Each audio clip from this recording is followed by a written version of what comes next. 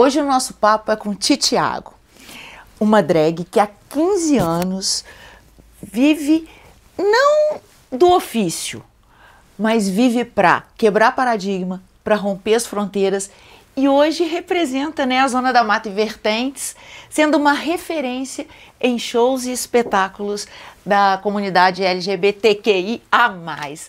Seja muito bem-vindo, viu, Titiago, para o nosso bate-papo, que eu tenho certeza que vai ser inspirador, mas eu acho que você vai contar pra gente o que ninguém nunca soube. Como é que foi a sua vida desde a infância? Como é que você pegou saiu do armário e se transformou nesse ícone, né? Que vem trazendo alegria pra gente e mostrando que tem um caminho que você pode viver, sim, da sua arte. Verdade. Muito obrigada, Obrigado viu? a você, obrigado pelo convite. Uma honra receber vocês aqui em casa. Ah, é? Ainda tá de... Olha, gente, uma drag rica! Ah, quem dera, um dia eu chego lá. Obrigado mesmo pelo convite. Boa tarde aí pra todo mundo, bom dia, boa noite pra todo mundo que tá assistindo. E é isso, eu acho que a minha infância foi uma infância muito triste. Ao mesmo tempo que foi feliz, lógico, eu brincava, tudo, mas eu também era muito retraído, sabe? Por quê? Porque eu sempre fui uma criança, um menino, né, afeminado. Eu sabia que eu tinha algo diferente dentro de mim, mas eu não sabia o que era, né? A gente como criança, ainda mais tô com 41 anos, ainda mais todos esses anos atrás. Então eu tinha referências, por exemplo, eu amava Xuxa, amava brincar de boneca. Enquanto meu irmão brincava de carrinho, de He-Man, eu brincava de Barbie. Qual a diferença sabe? de idade entre vocês? 4 anos, eu tenho 41, meu irmão tem 45. Então, meu irmão gostava de brincar de brinquedos de meninos. Você tá bem? E eu, ai, tô nada. Você tá sem maquiagem, você tem 41. Tem 41. Ai, agora me garrote. Ah, tem um procedimento aqui, né, que ajuda. Lógico. Não, você é lindo. Ai, obrigado. Eu prefiro você de mulher. De mulher, né? Eu adoro, me realizo. Aí foi isso. Aí a infância, aí eu tive essas referências, mas eu sabia que eu tinha algo diferente dentro de mim, né? No colégio, por exemplo, onde eu estudava, meu nome é Thiago, era muito comum, né?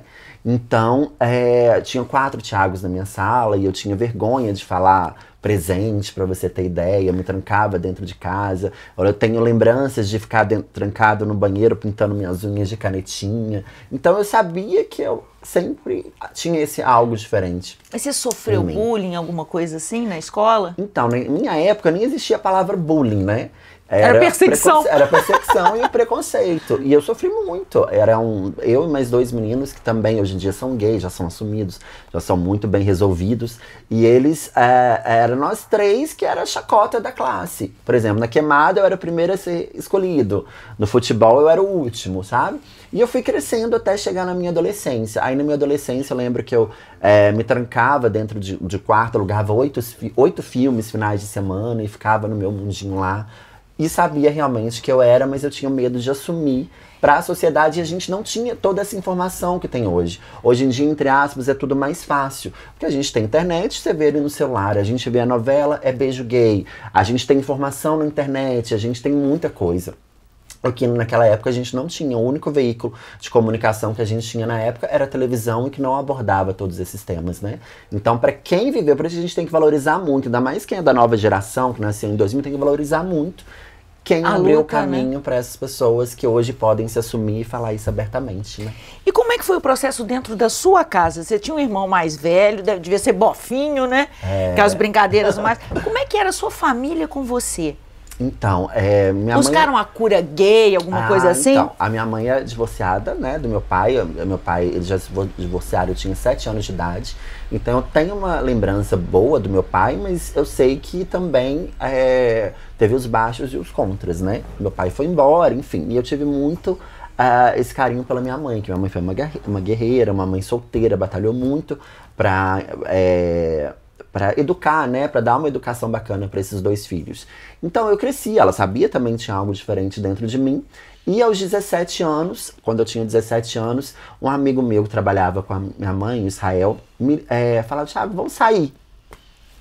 Ele sabia que eu era, né, eu nunca fui discreto. Vamos sair, não sei o que lá, tal. Imagino você discreto. Nunca fui. Vamos na época aqui em Juiz de Fora era o Alameda, que era o Point. E eu sabia que não era pra Alameda.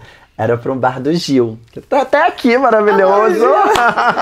O Gil sempre foi assim. Ai, mas foi graças ao bar do Gil. Aí eu fiquei enrolando, que eu tinha medo. Fiquei enrolando ele uns 2 meses. Não vou. Porque eu sabia que ele ia me levar para lá. Mas a gente não tinha muita informação, a gente não tinha muito acesso. Ainda mais eu, adolescente. Aí ele me levou nesse bar do Gil. Chegando, virando a esquina do bar do Gil, aí eu vi pessoas iguais a mim. Muitas pessoas bem resolvidas e outras não, com medo da família também descobrir ou de se assumir. Eu acho que o maior medo que a gente tem, até hoje, desses adolescentes, é a reação, né, da família e como é que foi da sociedade. A da sua mãe? Então, aí eu comecei a sair, aí minha mãe, como eu ficava trancada no meu quarto, assistindo só filme, eu comecei a sair a ter amigos. Falo que depois do Bar do Gil, depois que eu fui lá, que eu comecei a viver. Que o Thiago nasceu, que o Thiago floresceu, porque antes eu era muito triste mesmo, eu era um adolescente muito triste. Então aí eu comecei a sair, aí eu fiz meus 18 anos, comecei a ir pra balada LGBT, falava que ia pra privilégio. Mentira, eu ia pra balada LGBT. E comecei a namorar. E comecei a namorar um menino com 18 anos, ele ligava lá pra casa, falava que era amigo e minha mãe começou a descobrir. Até que ela descobriu através, a gente era cartinhas. Naquela época a gente não tinha nem celular, né? Eram cartinhas que a gente dava de todo mês, de namoro, sabe? Ela abriu a gaveta para limpar, não sei o que lá, achou as cartinhas, aí foi aquele baque. Aí como as pessoas mais velhas também não tinham acesso, não existia internet, a televisão era pouca coisa que mostrava, minha mãe foi um baque. Ela chorou, ficou mal, não foi fácil, não vou falar que foi uma coisa fácil. Tentou me colocar em psicólogo, que fala, psicólogo vai mudar, vai não sei o que lá. Você chegou aí? Cheguei aí 2, 3 vezes, mas não dei conta não, cheguei porre. Não. Aí, aos poucos, aí eu fui com 19 anos, ela quis fazer um aniversário na minha casa pra conhecer esses meus amigos. Aí ela conheceu. Esse processo durou quanto tempo dessa aceitação? Ela se fechou, demorou. ela negou, ela buscou a cura gay. Quanto tempo? Naquela época não existia a cura gay, mas o psicólogo, acho que ela achou que seria talvez a cura gay, né? Então ela, aí durou uns 6 meses, porque logo depois foi meu aniversário. Aí ela começou a relaxar quando ela conheceu esses meus amigos. A gente colocou... Será que ela não falou assim, não tem jeito, ele é isso, eu vou acolher? Foi, isso. E com seu pai? Com meu pai, o que acontece? Aí meu pai me ligou, falou, Thiago... o meu pai, ele mexia com escola de samba aqui em Juiz de Fora, há muitos anos atrás, até antes de eu nascer, chamava Unido dos Passos. Então ele tinha muito acesso a trans... Ai, o outro velho. A trans, a travestis, a gays, né? Que acaba a referência do carnaval, o maior público é LGBT. Então, no fundo, ele aceitou, mais fácil por conhecer, mas com medo de ter esse filho. Minha mãe e meu pai falam que o maior medo deles não foi por eu ser gay, mas sim da sociedade. Sabendo que é um preconceito que eu vou sofrer minha vida inteira. Então, dentro de casa, ela sempre fala, eu tô acolhido, eu tenho um suporte, o problema é o lado de fora. Então, acho que esse foi o maior medo que eles tiveram, né? E hoje, como é que você encara o lado de fora? Hoje eu encaro, por exemplo, com esse todo o preconceito que eu sofri na minha infância, na minha adolescência, eu uso a minha arte drag como ferramenta para enfrentar todo esse tipo de preconceito que existe. Eu tenho que sair de casa, lógico, acostumado, igual, por exemplo, eu não sou discreta de sair de casa, ou de menino ou de drag, com cutucões de pessoas do lado, com xingamentos, com sussurros, mas eu não ligo. Até hoje, Titi? Até hoje existe muito preconceito. Mas assim, você tá na rua, a pessoa cochicha, tem isso? Você sozinho andando? Sozinho andando, ou já teve casos de eu estar passando na frente, minha mãe atrás e ver, sabe? Ela falou, essa pessoa te olhou, eu olho pra trás e tem hora que mostra até dedo. Fala, o que você tá olhando? Vai, né? Eu acho que a gente tem que se impor o respeito também. Então, eu não ligo, sabe? Igual, por exemplo, quando eu vou pra baladas héteros também, ou eu vou montado, ou eu vou desmontado, a gente tem olhares, a gente tem aquelas pessoas que depois que bebem ou não, sabe? Esses preconceituosos. Isso existe. Infelizmente, a sociedade hoje em dia tá mais fácil, entre aspas. Eu vou até falar uma coisa, eu posso até tomar uma, mas eu acho que essas pessoas muito preconceituosas, eu acho que elas estão com inveja, não tem coragem de sair do armário com Não, força. E muitos são incubados, tá? Vou falar. Ah, é? Ai, fala. Porque tem muito homem que vai, mexe embalado, sei que lá, e depois fala, te vi em tal lugar, quero te pegar. Tá? E eu já peguei, porque eu sou dessas. Então, muito hétero enrustido que tá com namorada, com não sei o que lá. Então, eu acho que, por exemplo, é uma coisa que existe dentro deles, eles têm a vontade. e não são felizes por não se assumir, né? Porque hoje em dia existe o bi, né? O bissexual, que eu posso gostar de mulher e posso gostar de homem. E as pessoas, tem pessoas que hoje em dia, graças a Deus, se assumem e outras não, e não são felizes por causa disso. Você acha que existe bissexual ou não? Ah, eu acho que existe. Acho que existem as duas pessoas que se atraem, né? Pelos dois sexos, pelos dois gêneros. Existem sim, né? Existe, lógico, a pessoa que atrai por mulher, por homem, enfim, pelo que foi, mas tem o que gosta mais, né? Isso aí a gente tem a escolha. Você que é assim, saidinho, Fala, né, né? gente? Fala até, não, né? saidinho, na pegação. Você já pegou mulher? Já peguei mulher, só as coisinhas que não, tá? Isso aí não. De cara você já viu que não era Não, sua? o máximo que eu pego mulher, assim, é passar uma maquiagem, um blush. Mas na balada a gente vê. Aí até eu pego. Mas na balada, o máximo que eu dou é uns beijinhos e tal. Mas assim, no início, até você se assume. Já. E nunca transou tinha com mulher? namoradinhos, não, nunca. Tipo nojinho? Deus me livre, sou lésbica, não. Isso aí, não sou lésbica, não. Não, Mas eu pegava tentou? mulher na adolescência por causa da sociedade. Que, por exemplo, eu ia pra um hi-fi, né? Na minha época era hi-fi. Não existia balada. Aí, pros meninos verem, pro colégio ver, a gente pegava as meninas de beijinho e tal. Mas questão de eu gostar, eu sabia que não era o que eu queria. Eu sabia que eu quero o menino que tava, né, com a menina na época. Você é corajoso? Ah, sou. Eu acho que isso tudo que eu vivi na minha sociedade, na minha infância, me deu força pra me tornar quem eu sou hoje, sabe? Eu não tenho medo de nada. Isso aí eu falo de peito aberto, eu não tenho medo de nada. A única coisa que eu tenho medo realmente é a morte, né? Mas você tem medo da morte? Ah, eu tenho. Eu achei que você tinha medo de faxina. Ah, também! Gente, eu sou um desastre, não sei cozinhar nada, não sei faxinar. Minha mãe me ajuda, que ela mora aqui pertinho. Cara, deixa de ser mentiroso, ela faz tudo. Faz tudo, amor da minha vida, ela me ajuda em tudo mesmo. Nossa, e eu tenho pavor, medo de faxina eu tenho mesmo. Mas nossa, você tem medo de morrer? Eu tenho, acho que eu tenho, não de eu morrer, né? Porque eu acho que quando eu morro, as pessoas que estão em minha volta que vão sofrer.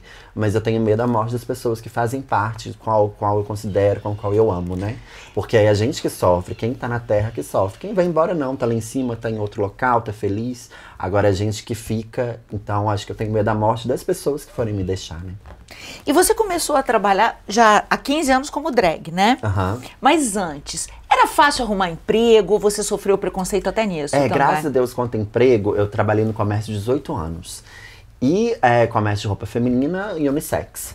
E isso me ajudou, por eu ser afeminado, por eu usar roupa no estilo, porque as mulheres gostavam de ser atendidas por mim, sabe? Então eu ia maquiada, né? E as mulheres adoravam, elas gostam de ter um gay, de ter um LGBT. Confiam até em outras vendedoras, que gostam mais dos homens, assim, LGBT. Então isso me ajudou muito. Quanto a isso, eu não posso reclamar. Eu trabalhei numa loja aqui chamada Opção, que eu fui até gerente, viajei para São Paulo, Petrópolis, aqui durante 5 anos.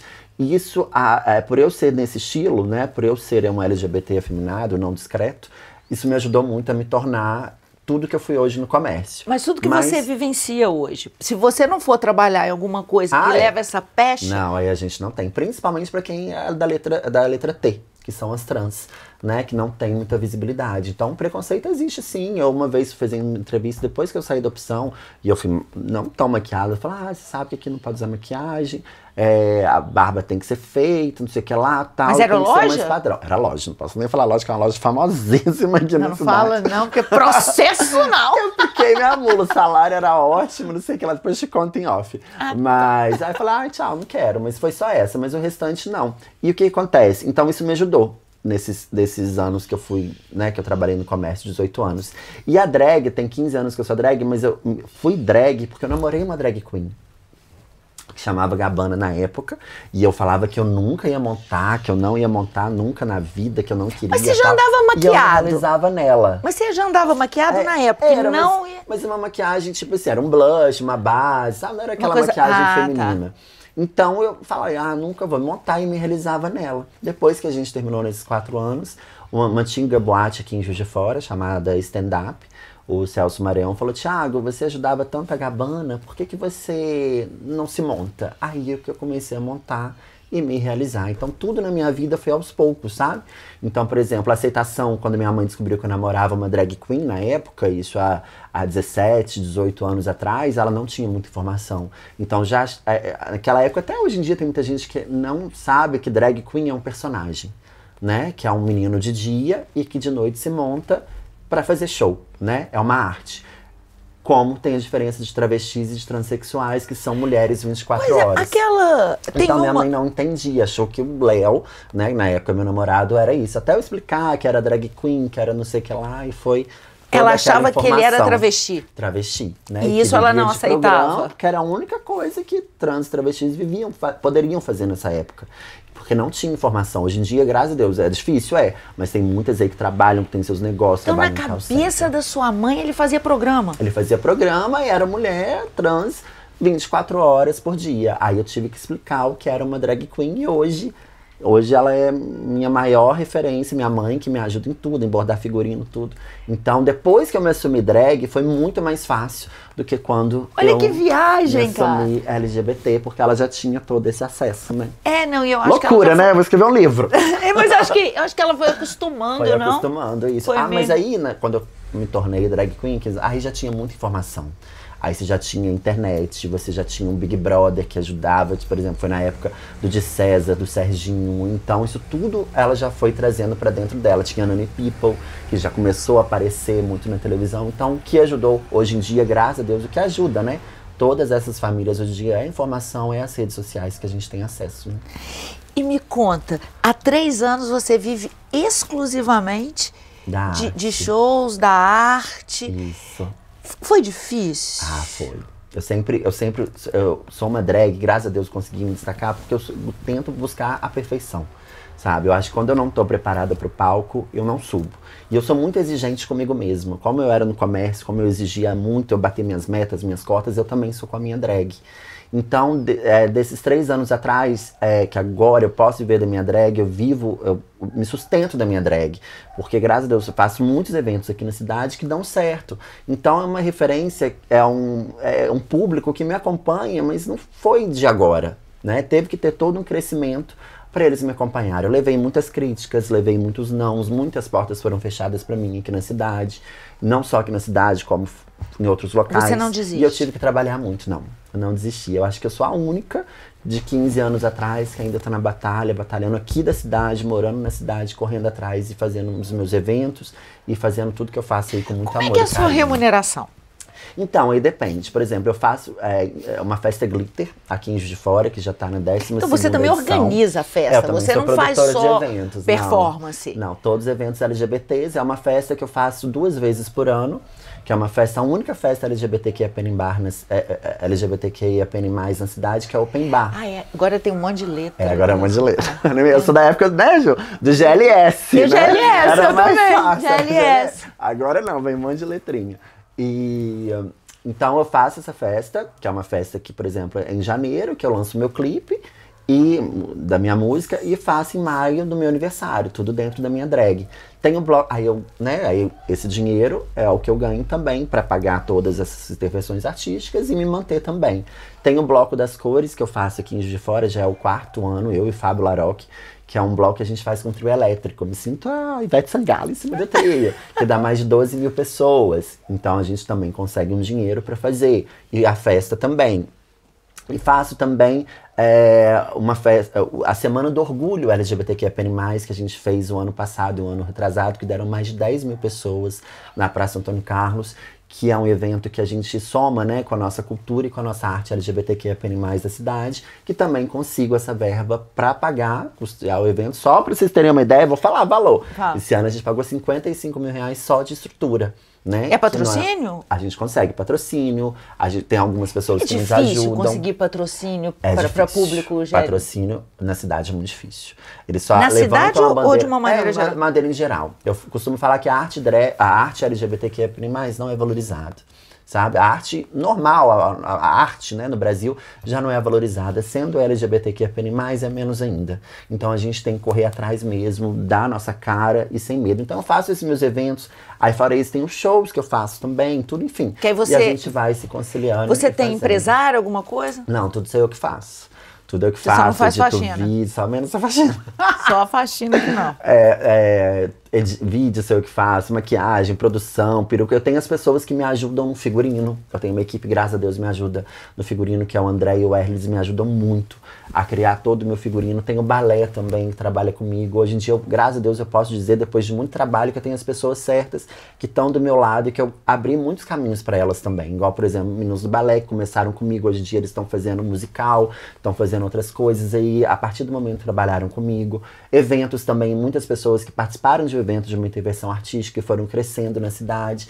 Então, isso que é bacana, isso que é uma troca, né? E procurar crescer. Então, eu acho que muitas vezes no meu início de carreira eu fiz de graça, para poder mostrar minha arte. Ganhava na época R$50 na stand-up, R$50 hoje em dia era R$200. E levava um figurino, levava bailarina, enfim.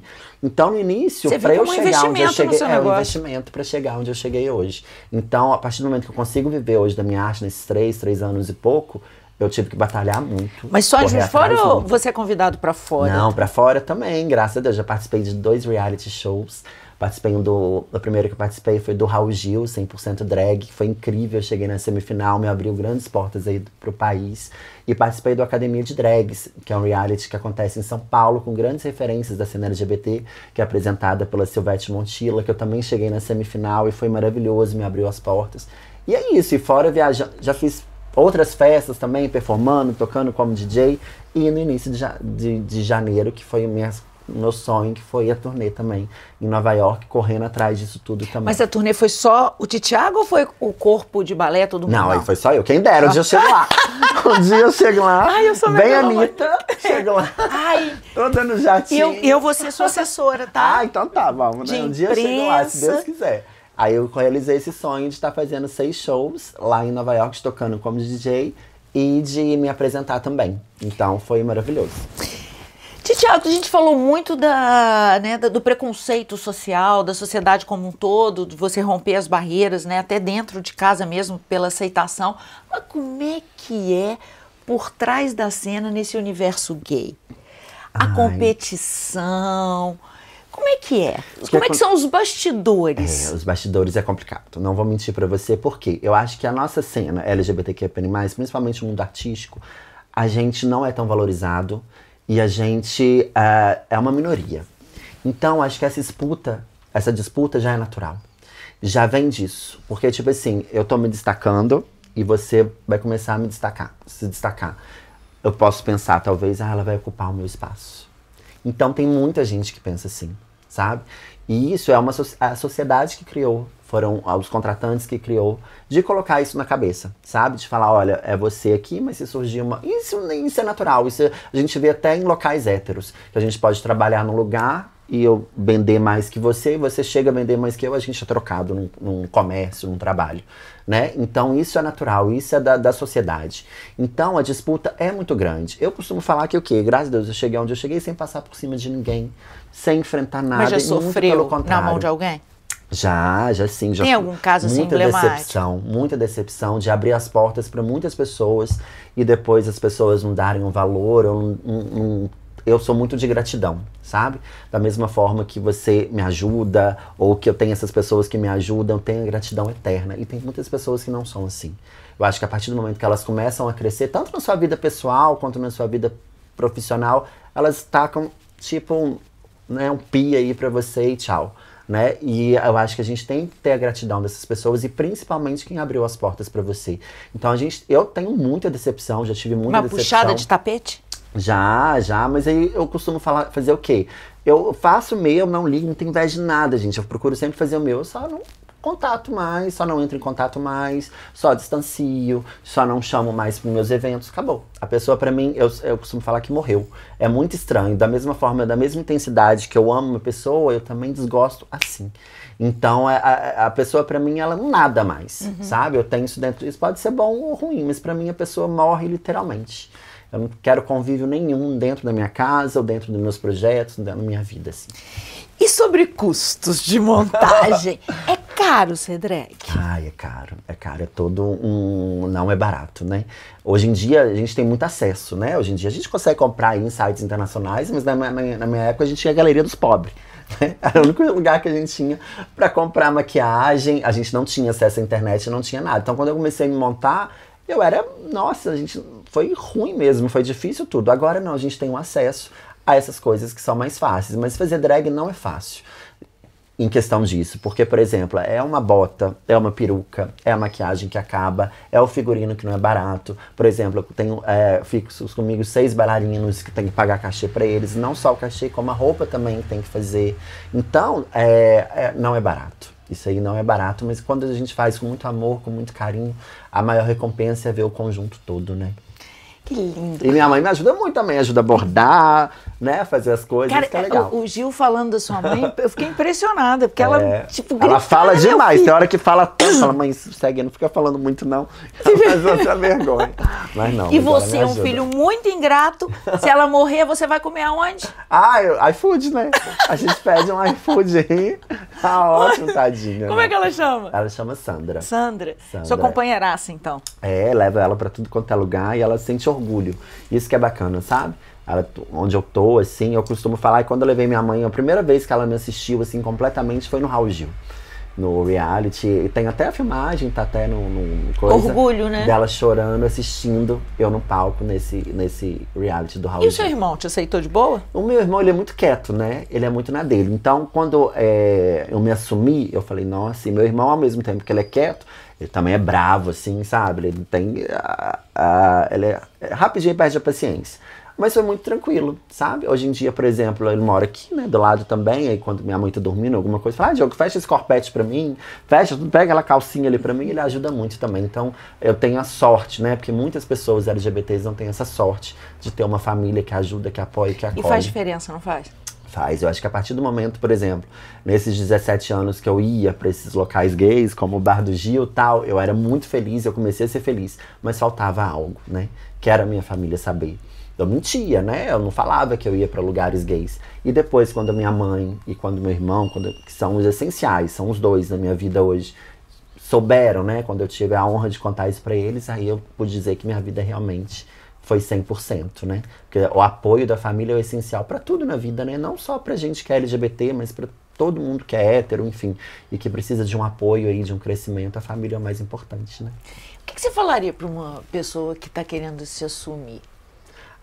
Que não... E tá com medo, e não tem, de repente, até o apoio da família. Que não tenha medo, sabe? Eu acho que tem que ser aos poucos. Se a pessoa acha que ela talvez não vai ter esse apoio dentro da família, tenta ir aos poucos, rodeando, sabe? Jogando umas brincadeiras, jogando umas indiretas, pra quando se sentir preparado, contar, né? Eu costumo falar pra ninguém tirar você do armário, né? Mas que nós, né, LGBTs, nós temos que sair por nós mesmos. Então, a partir do momento que a pessoa estiver preparada, vai sem medo, sabe? Sem medo do que a sociedade vai pensar. Tá melhorando, você não acha, não? Eu sou bem melhorou, otimista, cara. não, melhorou muito, ainda mais daquela época. Respeito, né? Melhorou muito. A gente pode falar que 60%, 70%, né? Mas ainda existe preconceito, ainda no colégio existem muitos adolescentes LGBTs que se matam quando se assumem. Você já pensou em se transacionar? Não, isso Transicionar? Transicionar. Transicionar. Não, isso que eu gosto mesmo da arte drag é essa transição mesmo de ser um menino durante o dia, fazer minhas coisas durante o dia, trabalhar, enfim, tal. E de noite fazer toda aquela maquiagem, toda aquela coisa artística pra ter a maior referência de uma mulher, né? De uma drag queen. Então, nunca quis, não. Se enxerga como uma arte mesmo. Arte. Eu costumo falar que é um palhaço, né? É um palhaço que vai, se monta, faz o seu espetáculo, acabou, chega em casa morto, acabado, uma dor no pé, porque é tanta bolha, né? Mas que é isso, é uma arte mesmo. Que você vai, se monta, chegando em casa, acabou, né?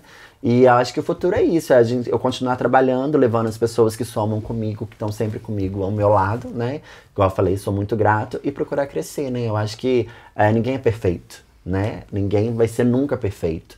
Cada dia, cada mês, tudo muda. Então a gente tem que, aos poucos, crescer, né? E se tornar aí o que a gente puder fazer cada vez melhor. Aí, minha mãe tá batendo aí. Deixa eu ver, para. Aqui, depois você conta. Peraí, deixa eu ver. Terminou da festa que ela fez lá pra você. Da festa? Vem cá! Terminou. Tá filmando, mãe? Não. Vem cá, não, senta aqui. Essa é a dona Sandra.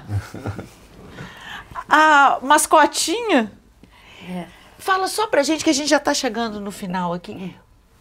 Que você sente ao ver seu filho vestido de drag, ele ter rompido essa barreira, o preconceito? Eu vi o Thiago pela primeira vez, eu vi montado, né? Mas a primeira vez que eu vi o show dele... Quantos anos tem, Thiago? Foi uns 15 anos, 13? Não, foi no Raul Gil. No Raul Gil. Ah, tem uns 5 anos. Aí nós fomos, aí ele me levou em São Paulo, aí que eu vi o primeiro show ao vivo, né? Que eu via na televisão e tudo. Mas eu fiquei muito emocionada. Orgulho? Muito orgulho. Porque eu acho a partir da hora que ele quis ser drag, ele tem que ser bem. Tem que fazer bem feito. Você puxa a orelha dele? Eu acho que eu não gosto dele muito pelado. Você vê que as roupas dele é mais bem vestido, né? Não gosta com aqui muito parecendo as coisas, não. O peito, tudo bem, que o peito é postiço, né? Aí não tem pode problema. parecer, né? Mas eu sou muito orgulhosa dele, muito. Quando eu descobri que ele era gay, toda mãe leva filho no psicólogo, né? Cura gay, né? Você busca. Aí a gente procura, né? Ajuda, mas o psicólogo, quando eu levei, falou comigo que ele era muito novo, que ele não sabia nem o que ele queria fazer. Mas eu dou toda a força. Você sempre soube, desde sempre? Desde pequenininho. Ele era diferente um do outro? Você tem 2 filhos? Tem, o outro não, o outro é hétero, né? Mas é diferente. Ele sempre foi apaixonado pela Xuxa. Nossa! E você sempre percebeu, né? Nós sempre percebemos, eu e o pai dele, né? O pai dele, ele gostava daquele negócio que a Xuxa balança, Pompom, né? aquele Pompom. pompom. Aí a gente não tinha lá em casa na hora, o Fernando foi lá, pegou o jornal, cortou, fez um pompom pra ele. No dia seguinte comprou um... Então você teve um incentivo, de alguma forma, não? Ele tinha 2 primas, né? Que a minha irmã faleceu, elas ficavam praticamente na minha casa. Aí ele conviveu com elas. Entendi. Era boneca. O irmão queria o He-Man, ele queria a She-Ra. Entendeu? Porque a She-Ra tinha os cabelos compridos. Adorava. Entendeu? Adorava. A gente já percebeu, por isso que eu te falei, a gente levou em psicólogo. O pai deu maior força. Aí quando nós chegamos, ele tinha uns 15, 16 anos, que a gente soube que ele era gay, a gente sentou com ele e conversou. Com 17. 17? Eu, ele e o irmão. Que alívio, né? Tô escondendo. Você fala. Aí nós falamos, a gente não quer que você seja aqueles gay prostituta, né, que fica, né? Mas você vai sofrer, mas quem vai sofrer? Eu vou sofrer muito, mas quem vai sofrer mais é você. Porque você sabe que na rua... Cara, que inspiração, né? Para as pessoas que estão com um filho em casa. Mas é a mesma coisa, você tem uma filha grávida, a filha engravida, você põe ela pra fora. Não faz sentido. Não faz sentido. É igual você ter um filho gay, você tem que dar, a base dele tem que ser dentro de casa. Entendeu? E ele fica forte, autossuficiente e o preconceito é bem menor. Porque você está preparado para encarar. Porque o preconceito vai existir para você, para mim, para todo mundo. Não é como vem. Tem, por eu ser velha. Etarismo. Entendeu? Todo mundo pra fala. Tudo. Pra negro, pra gordo, pra... Mas tudo, o importante é né? como a gente lida com isso. Isso. O quão preparado e forte a gente está para encarar isso. Ele sofreu muito, porque eu sempre trabalhei fora. Depois que eu separei do pai dele, eu tive que trabalhar. Porque o pai sumiu, não pagava pensão. Aquela história de marido, né? A fala, tá, gente? Quem será que você puxou? Aí, o que aconteceu? Eu tive que sair pra casa pra trabalhar, né? Então, eu trabalhava, eu ficava o dia inteiro fora. Eu chegava à noite, eu tive muito suporte. Que a minha mãe morava aqui nesse prédio. Minha mãe morava no 4º andar. Então, a minha mãe que ficava com eles para me trabalhar. E ele estudava no colégio, no João 23. E ele sofreu muito bullying, eu não sabia. Entendeu? Até que uma professora que me chamou no colégio para falar. Que aí que eu levei no psicólogo.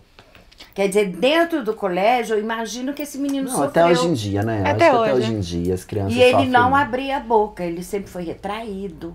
Eu sempre fui muito tímido. Mas você é muito forte e corajoso. Você tem um filho muito corajoso. Teve uma época que ele era horroroso. Você contou? Ô, gente, cão. olha que contou.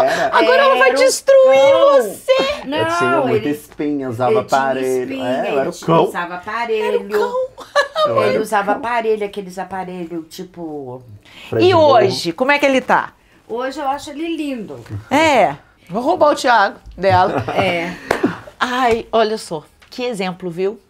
Eu não sou exemplo, É não. sim, Não sou, não. é sim. Tanto que os amigos dele... E se deixar, a gente vai ficar aqui até amanhã. Não, mas tá Ela e bom, o tem que Toninho acabar. Buda. Tem que cortar lá. Os amigos dele falam que eu sou mãe de todos. Porque muitos não tiveram o que... Com quem contar. É.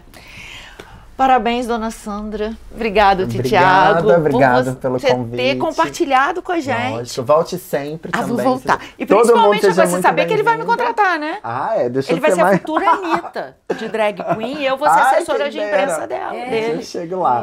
Vou amar. Vou. Tempo de voo curto no Conta Mais, tá? Então, se você chegou até aqui, compartilha, toca o sininho, manda pra alguém, porque tá inspirador. E pode anotar aí. Vou linda assessorar ele, tá? eu- Que agora eu vou ficar rica. Beijo, Obrigada, gente. Obrigado a você. Você. Aí ele te conta o que eu que bordo Tá da bom, sopa dele. Tudo, falou. Acabou, né? Acabou.